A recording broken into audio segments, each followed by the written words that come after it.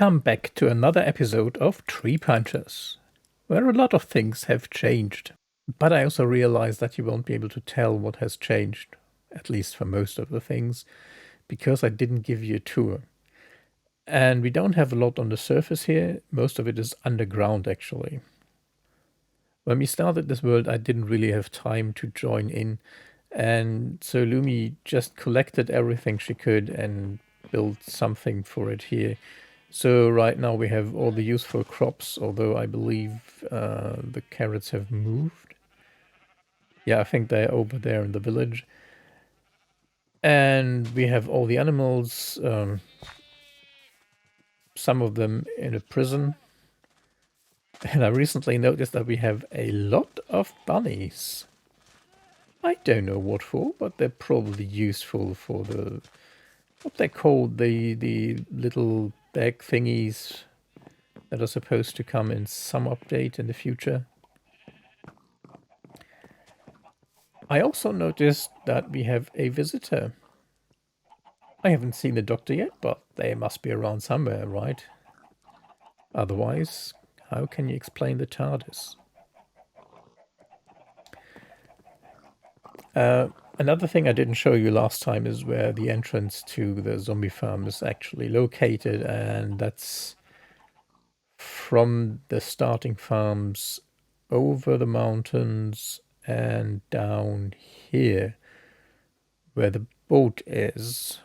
I don't know why there's a boat right now.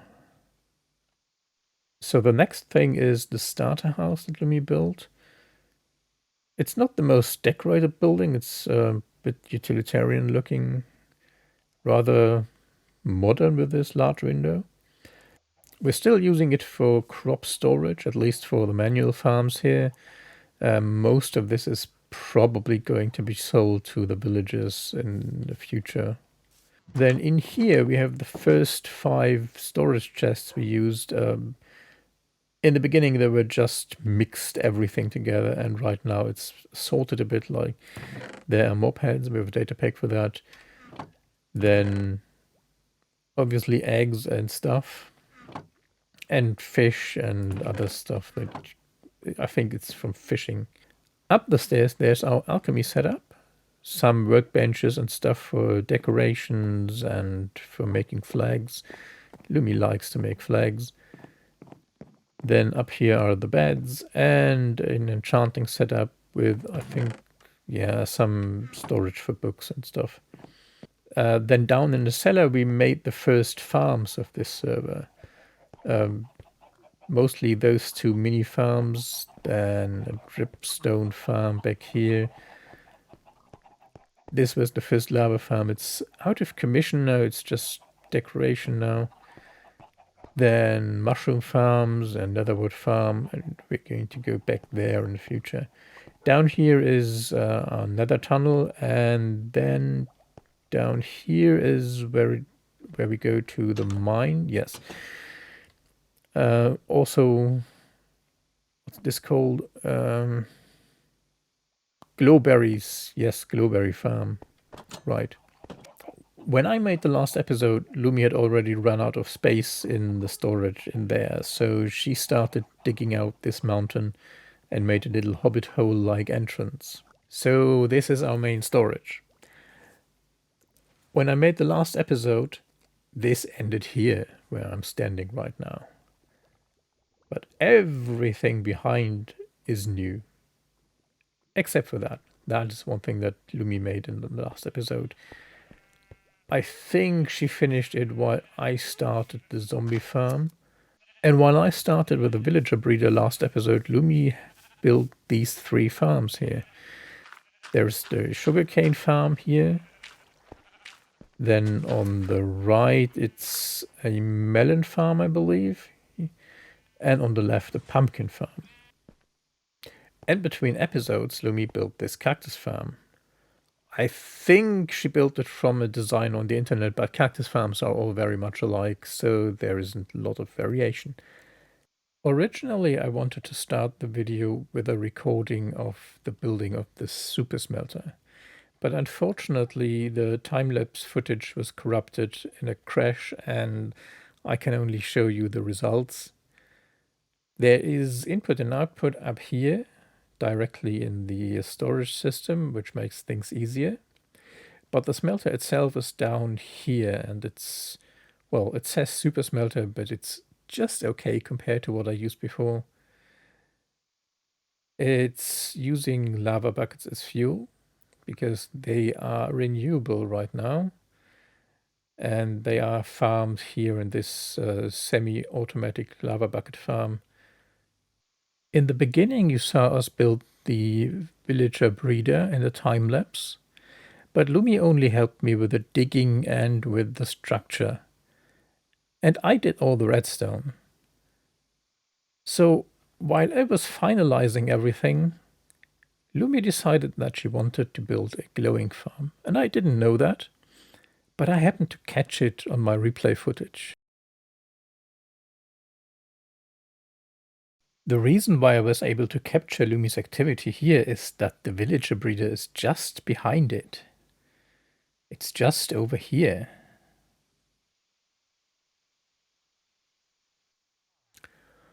Welcome to Minecraft Overengineering 101. Well, I'm not Psycraft, but for a villager breeder this is quite overengineered, I believe. That was the goal, so that's fine. I wanted to explain this thing a bit because it may not be obvious what all of the parts do. When I get baby villagers from above, they fall down here. That's the same as last time. They still trigger the dispenser, which has just moved from up there to down here. It's put on a bit longer delay, I think, also with a different circuit as last time. And then the minecart gets dispensed, and I think I can't reach the button to demonstrate this. No, I have to go down. Can I reach it? Yes. Okay.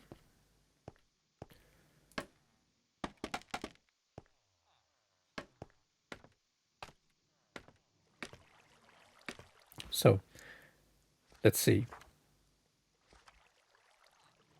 Minecart gets dispensed, and it's an empty minecart. It goes back into the system again. That's what this part is for. So, there's a string. The string is triggered when there is anything in the minecart. Even a baby will trigger that because it's just one block away, and I think a baby is exactly one block high, and with a rail and minecart, it just reaches into the hitbox of this string. And then the redstone block is pushed down for a bit and then pushed up again, but the time is just enough that the minecart makes it over here and falls down. And then it goes onto the buffer track here. I would call it a circle, but it's more like a hairpin. So the villagers hairpin around here. And this thing here is a mechanism that prevents villagers from being too close together. The powered rail on the ledge is blocked as long as any minecart is on this section of the rail. It's just done with a detector rail and a delay circuit. And that keeps them more than 3 blocks apart, which is important because otherwise this mechanism can't fire quickly enough. Normally this rail is straight. This is the off position. As you can see, all of the villagers have been carried off there. That means the whole system is turned off. So as long as there is anything in this system, the villagers will just circle or hairpin around here.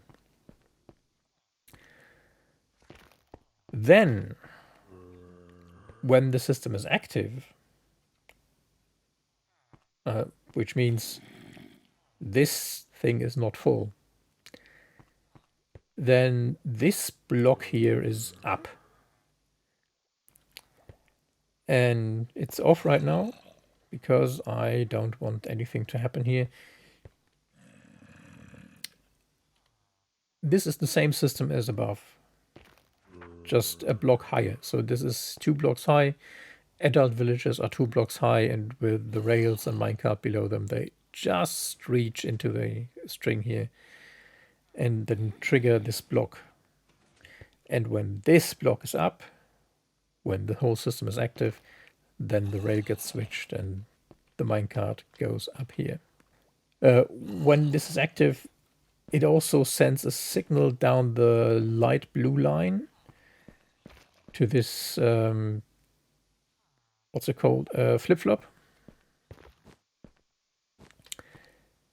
And the flip-flop then switches this off. So there are two conditions for this to be off. One is this thing is full, and the other is that a villager has been sent up this rail, which right now is the case. So there is an item in this dropper. There's also reset. That goes down to the flip-flop here. But that reset line is coupled with the zombification chamber, and of course, when I have sent a minecart up here, as soon as it leaves again, I want to reset this thing. So right now the whole system is turned off because there are 9 villagers over here. 8 in the chambers and 1 who doesn't want to get zombified. When that happens, this rail switches to the left and all the villagers go down there into their parking positions. They're spaced out a bit so that when this activates again, they all start moving and they will arrive here with enough space. Whether the whole system is turned on or off is determined by those 2 droppers. The left one is the active dropper, so as long as anything is in here, the whole system is basically active. It sends a signal down this gray line and then allows this junction system to function. As long as this is off, it can't.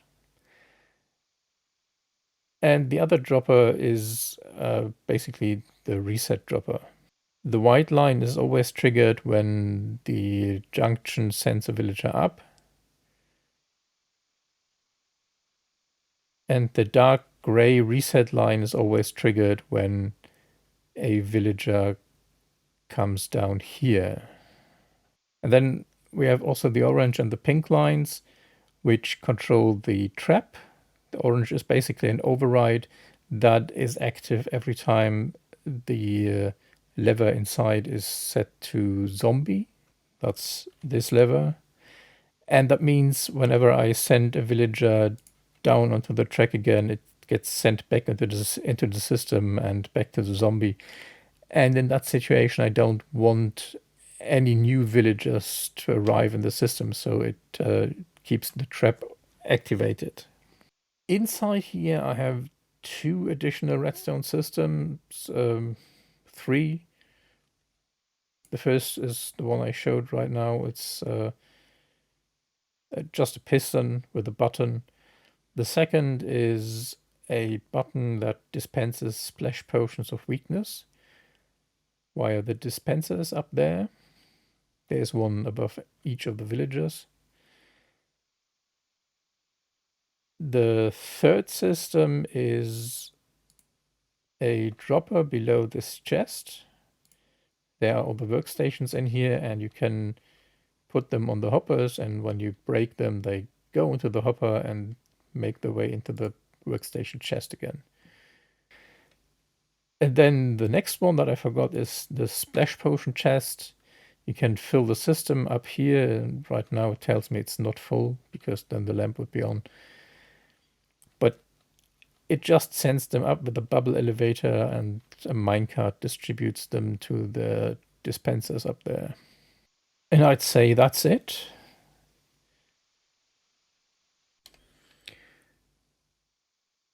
So just at the top above the villager breeder, we have extended the village. There are 3 new farms here and huts for the villagers. And those 3 will be trading villages. The first 3 trading villages that we get out of our villager breeder that are actually prepared for trading. Zombified and de-zombified and zombified again, probably. They will do the farming, and there is a collection system down here. And we will have enough stuff to sell them. This is just temporary. It's going to go as soon as I build the librarian trading hall, which is going here. And then we have to see what else we do. Lumi plans to build a fishing hut back here, and probably other things. So this is supposed to be an entire village, the whole thing basically. And the last station on this tour is Lumi's tower. It towers above everything else right now. To me, the whole thing looks like a mixture of modern and Romanesque architecture. Really massive, as if someone has taken some kind of fortification and built a house in it. But that's it for today. I hope you got a good impression of what we built here so far, where everything is located. And when next time something is new, I can just show you the new stuff. I thank you for watching, and I say goodbye.